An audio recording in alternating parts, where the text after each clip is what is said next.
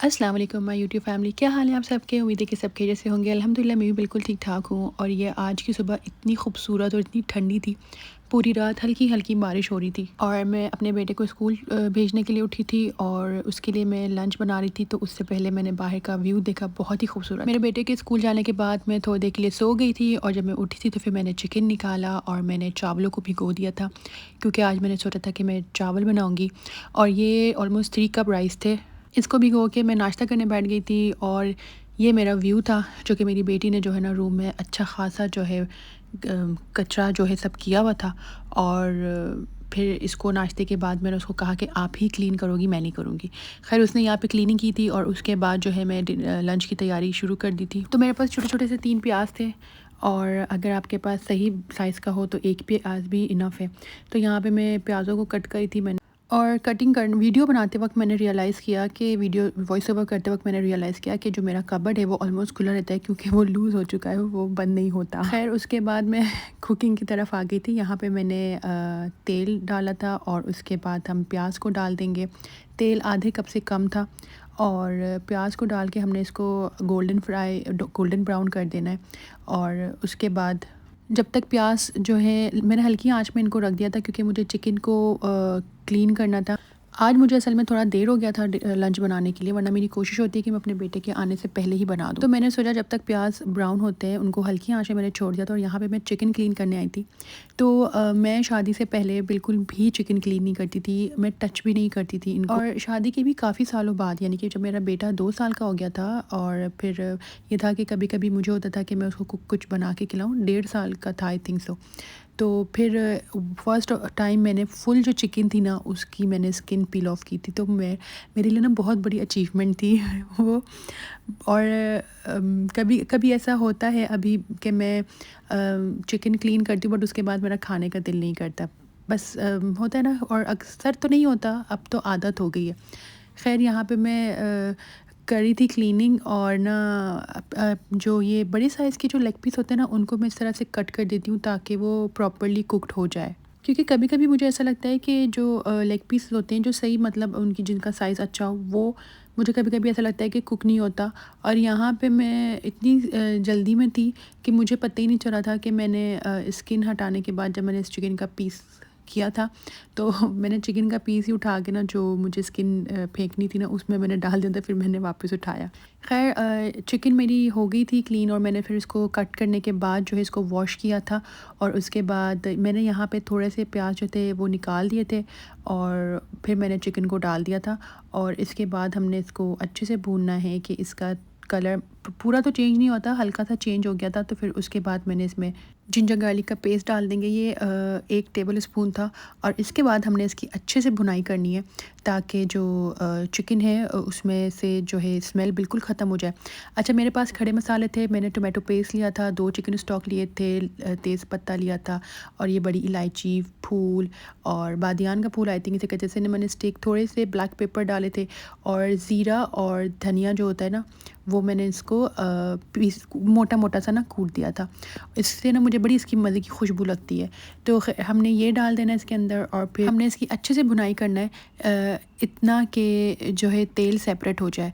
तो इसको मैंने हल्की ही आंच में क्योंकि इसमें टोमेटो पेस्ट वगैरह था और मैंने इसमें पानी नहीं डाला था, तो फिर अगर मैं इसको तेज़ आंच में पकाती तो वो जल जाना था। तो मैंने इसको हल्की आंच करके ढक्कन लगा दिया था कि ये खुद से पके। तब तक यहाँ पे मैंने 2 टेबल स्पून भर के जो है दही ले लेना है और उसको अच्छे से मिक्स कर देना है। और फिर हम इसको इस मसाले में डाल देंगे। तो टमाटर हमने इसमें नहीं इस्तेमाल करना, जस्ट दही हम इसमें डालेंगे। इसके बाद भी आप इसको 1 मिनट तक भूनते रहें जब तक दही को आपको लगे कि ये अच्छे से जो है मिक्स हो चुका हुआ है। और ना दही को डालने से पहले अच्छे से आपने फेंट देना है ताकि ना इसमें लम्स ना बने जब हम इसमें डालते हैं। तो ये बड़ा कोई ज़बरदस्त सा कलर निकल कर आया था इसका। और फिर मैं इसको पकने के लिए थोड़ी देर के लिए छोड़ दिया था। और उसके बाद 3 कप मेरे पास चावल थे तो मैंने उनको भिगो दिया था और फिर मैंने 3 ही कप इसमें पानी डाला, क्योंकि चावल आधा घंटा पौना घंटा भीगे रहे थे तो फिर मुझे ज़्यादा पानी की ज़रूरत नहीं पड़ी। अच्छा मैं इसको पकने के लिए मैंने छोड़ दिया था तो फिर साथ साथ बर्तन भी था कि अम्मी मेरी यही कहती थी कि जब भी किचन में घुसो ना तो साथ साथ सफाइयाँ भी करते रहो। तो पहले तो बड़ी एक्टिव होके करती थी, मगर अभी क्या होता है कि करने के बाद ना सही थक जाता है इंसान। मगर कुकिंग करते वक्त मेरी कोशिश होती है कि जितना हो सके मैं किचन को समेट दूँ, बट अक्सर इस तरह होता है कि मैं अब जो है ना इतना अच्छे तरीके से क्लीनिंग नहीं कर पाती हूँ ड्यूरिंग दैट, क्योंकि कभी कोई बच्चा बुलाता है, कभी क्या होता है, तो बस। तो जितनी देर में मैंने बर्तन धो दिया था, पानी उबल चुका था और फिर मैंने वो चावल इसमें सारे डाल दिए थे। और इसके बाद हमने क्या करना है, इसको पहले तो मैंने मिक्स कर दिया क्योंकि मैं देखना चाहती थी कि पानी ठीक है, क्योंकि मैंने 3 ही प्याले पानी डाले थे, ज़्यादा नहीं डाले थे, वरना हम डबल डालते हैं।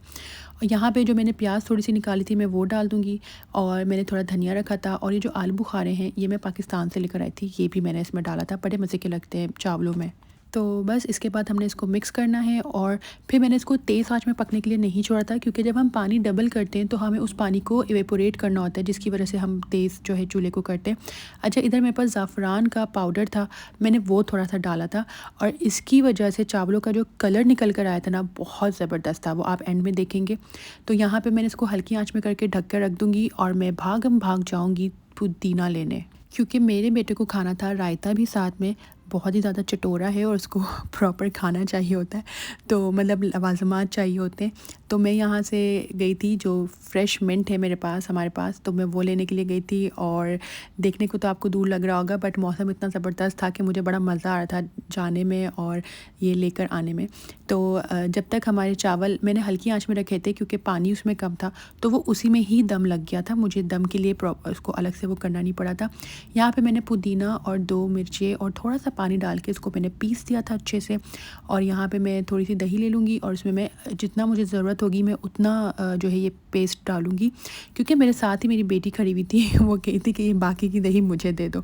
तो खैर वो उसको मैंने दिया। पेस्ट डालने के बाद आप अपने टेस्ट के हिसाब से इसमें नमक डालें, और मैं इसमें कोई ज़्यादा चीज़ें नहीं डालती, बिल्कुल सिंपल सा रायता बनता है और बड़े मज़ेदार बनता है।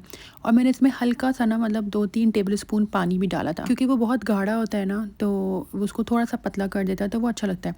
तो जो पेस्ट था पुदीने का मेरे पास बच गया था, तो मैंने क्या किया, मेरे पास और पुदीना भी था, मैंने वो और भी इसमें डाला, क्योंकि मुझे लग रहा था कि थोड़ा पानी इसमें ज़्यादा हो गया।